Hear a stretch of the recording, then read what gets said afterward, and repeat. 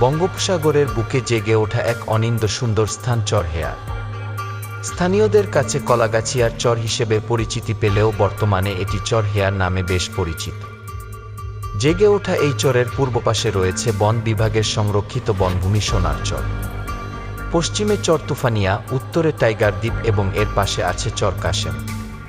কুয়াকাটা থেকে সাগরপথে এই চরের দূরত্ব ৩৫.১৯ কিলোমিটার, আর রাঙ্গাবালী উপজেলা থেকে চরটির দূরত্ব ১০ কিলোমিটার। পরিচ্ছন্ন আর নির্ঝঞ্ঝাট এই চরে রয়েছে ৪ কিলোমিটার দীর্ঘ বালুকাময় সৈকত। সম্প্রতি কুয়াকাটা থেকে এই চরে পর্যটকদের আনাগোনা বাড়ছে। স্থানীয় একটি এনজিওর পক্ষ থেকে একজন পর্যটন উদ্যোক্তাকে পর্যটন সুযোগ সুবিধা নিশ্চিত করার বিষয়ে সহযোগিতাও করা হচ্ছে। তথ্য উপাত্ত বিশ্লেষণ করে দেখা যায় ৪০৩ হেক্টর নিয়ে গঠিত চরহেয়ারে রয়েছে ৪ কিলোমিটার দীর্ঘ বালুকাময় সমুদ্র সৈকত, যার মধ্যে ১৭৮.৬৮ হেক্টর এলাকায় রয়েছে বনভূমি। বাকি স্থানগুলোতে আছে হাতে গোনা কয়েকটি পরিবারের বসতবাড়ি, কৃষিজমি সহ মাছের ঘের।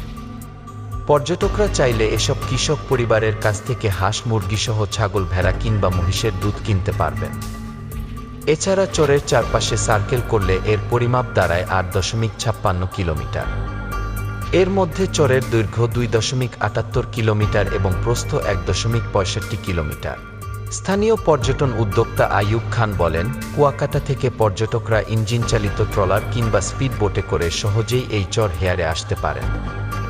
সেখান থেকে সোনারচর কিংবা চরমন্তাজের বিভিন্ন পর্যটন স্পটগুলো ঘুরে আবার চরমন্তাজ থেকে লঞ্চযোগে সহজেই ঢাকায় ফেরার সুযোগ রয়েছে। একইভাবে ঢাকা থেকে সরাসরি লঞ্চে করে চরমন্তাজ হয়ে চরহেয়ার ঘুরে কুয়াকাটা থেকে ঢাকায় ফিরতে পারেন। যেসব পর্যটকরা কিছুটা অ্যাডভেঞ্চার প্রিয়, তাদের জন্য একটি নতুন সুযোগ তৈরি হবে। বর্তমানে গ্রামীণ মাইক্রো এন্টারপ্রাইজ ট্রান্সফরমেশন প্রজেক্ট নামে একটি এনজিও স্থানীয় একজন উদ্যোক্তাকে পর্যটন বান্ধব বিভিন্ন সুযোগ সুবিধা তৈরিতে সহায়তা করছে।